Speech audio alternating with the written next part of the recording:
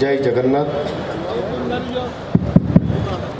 जय जगन्नाथ, जय बाबा नृसिंहनाथ, जय माँ समलेई, जय श्री राधे कृष्ण। कलिंग सम्राट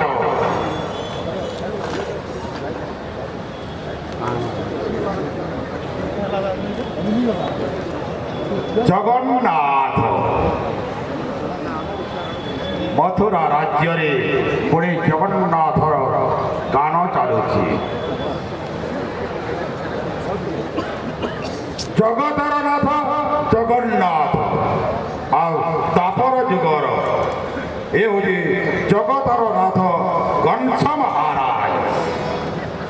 धन्य धन्य कलिंग सम्राट।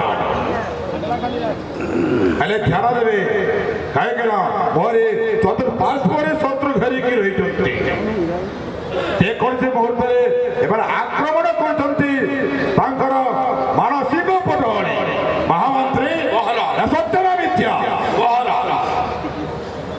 खाली षड्यंत्र रचना करना तो देवता मंडली मोहरी मुख्य अतिथि सहित महाराज आपण अतिथि बाण्या अतिथि देव भव सतर्क रखते आमर सेना बाहिनी गले महाराज पिंपुड़ी सुधा प्रवेश कर रंग गहले से दायित्व यही विचक्षण महामंत्री सम्राजितर हत्या महाराज वक्तव्य प्रकाश करतु मंत्री महोदय। महाराज कंसंकर जय हो। आज धनुयात्रा कार्यक्रम रे कंस महाराजंकर दरबार रे कंस महाराज भूमिका रे थिबा श्रीयुक्त सुशील मेहर महोदय, मान्यवर सांसद बरगढ़ श्रीयुक्त प्रदीप पुरोहित महोदय, मान्यवर विधायक बरगढ़ श्रीयुक्त अश्विनी कुमार षडंगी महोदय, मान्यवर विधायक अताबिरा श्रीयुक्त निहारंजन महानंद महोदय, मान्यवर विधायक भटली श्रीयुक्त इराशेष आचार्य महोदय,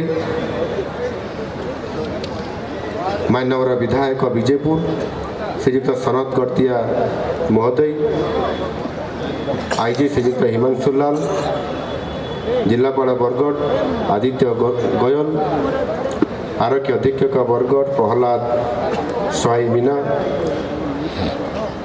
आईपीएस प्रोफेसनर कमल गर्ग, धनुयात्रा महोत्सव समितिर संपादक सुरेश सरस्वती महोदय, मोर प्रिय समस्त बरगढ़वासी, उपस्थित जनता जनार्दन, समस्त मातृशक्ति, समस्त गुरुजन, गणमाध्यम बंधुगण एवं प्रिय समस्त भाई और भणी मैंने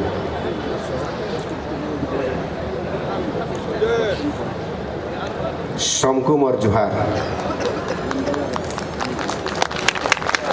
विश्व सर्वबृहत मुक्ताकाश रंगमंच तथा धनुयात्रा महोत्सव आयोजन करुवा कंस महाराज आरु समग्र मथुरा नगरवासी के 78तम बरगढ़ धनुयात्रा महोत्सव के स्वागत और अभिनंदन जनाऊे।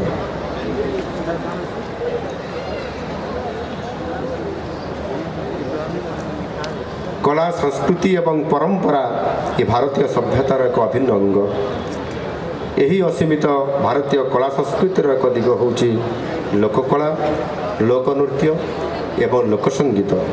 ओडिशार कोण अनुकोण भरी रही लोककला एवं लोकनृत्यर मछुरा मधुर मूर्छन आमे समस्ते शुणी एवं आज जिते बड़े मुझे मथुरा नगरी को आसिली भव्य स्वागत महाराज कंसंकर द्वारा जिते बड़े करागला अतिथि भवन रु ये मथुरा नगरी ये राजमहल को आसवा मध्य अनेक ସମସ୍ତ ପ୍ରଜା ଭାଇ ଭଉଣୀମାନେ ବିଭିନ୍ନ ନୃତ୍ୟର ତାଳେ ତାଳେ ଡାଲ ଖାଇ ରସଲକେଡ଼ି ମାଇଲି ଯୋଡ଼ି ନଚନିଆ ଦଣ୍ଡଘୁମୁରା ଢାପ କରମା ଘୁମୁରା ଦୁଲଦୁଲି ପରି ଲୋକନୃତ୍ୟରେ ସମ୍ପୂର୍ଣ୍ଣ ଭାବରେ ଇଏ ପଶ୍ଚିମ ଓଡ଼ିଶାର ଯେଉଁ ଆମର ସମୃଦ୍ଧ କଳାକାର ଭାଇ ଭଉଣୀମାନେ ସ୍ୱାଗତ କଲେ। ବିଶ୍ୱ ପ୍ରସିଦ୍ଧ ଧନୁଯାତ୍ରା ହିଁ ଲୋକକଳାର ଏକ ମହତ୍ତ୍ୱପୂର୍ଣ୍ଣ ଅଙ୍ଗ ମଧ୍ୟ। ଏ ବିଶ୍ୱ ପ୍ରସିଦ୍ଧ ଧନୁଯାତ୍ରାର ଉତ୍ସାହ ଉଦ୍ଦୀପନା ଆଲୋକର ବର୍ଣ୍ଣାଳିଆ ନୃତ୍ୟ ସଙ୍ଗୀତ ମଧ୍ୟରେ ଆପଣମାନଙ୍କର ଭଳି ଲକ୍ଷ ଲକ୍ଷ ଲୋକଙ୍କର ସମାଗମ ମଧ୍ୟରେ ଯୋଗଦେବା ନିଶ୍ଚିତ ଭାବରେ ମୋ ପାଇଁ ସୌଭାଗ୍ୟର କଥା। ଭାରତୀୟ ସଂସ୍କୃତିରେ ଭଗବାନ ଶ୍ରୀକୃଷ୍ଣଙ୍କର ବାଲ୍ୟଲୀଳା ଅନନ୍ୟ ପ୍ରେମମୟ ଏବଂ ସାତ୍ତ୍ୱିକ ତଥା ନୈସର୍ଗିକ ପ୍ରେମର ନିଦର୍ଶନ। ବୃନ୍ଦାବନରେ ଯମୁନା କୁଞ୍ଜବନରେ ଗୋପୀଙ୍କ ସହ ଲୀଳାଖେଳାକୁ ନେଇ ଭାରତୀୟ ସାହିତ୍ୟରେ ଅନେକ କାହାଣୀ କବିତା ଲୋକକଥା ଲେଖାଯାଇଛି। ଶ୍ରୀକୃଷ୍ଣଙ୍କର ଖେଳା ମଧ୍ୟରୁ ତାଙ୍କର ମଥୁରା ଯାତ୍ରା ମଥୁରାବାସୀ ବିଶେଷ ଭାବେ ଗୋପାଙ୍ଗନାଙ୍କୁ ସବୁଠାରୁ ଅଧିକ ବ୍ୟଥିତ କରିଥିଲା। କିନ୍ତୁ ଏହା ଥିଲା ବିଧିର ବିଧାନ। ଭଗବାନ ନିଜେ ଧର୍ମର ସୁରକ୍ଷା ପାଇଁ ଧରାପୃଷ୍ଠରେ ଅବତରଣ ହୋଇଥାନ୍ତି। କେତେବେଳେ ମତ୍ସ୍ୟ ରୂପରେ ତ କେତେବେଳେ ବରାହ ରୂପରେ ତ କେତେବେଳେ ପ୍ରଭୁ ନରସିଂହ ରୂପରେ।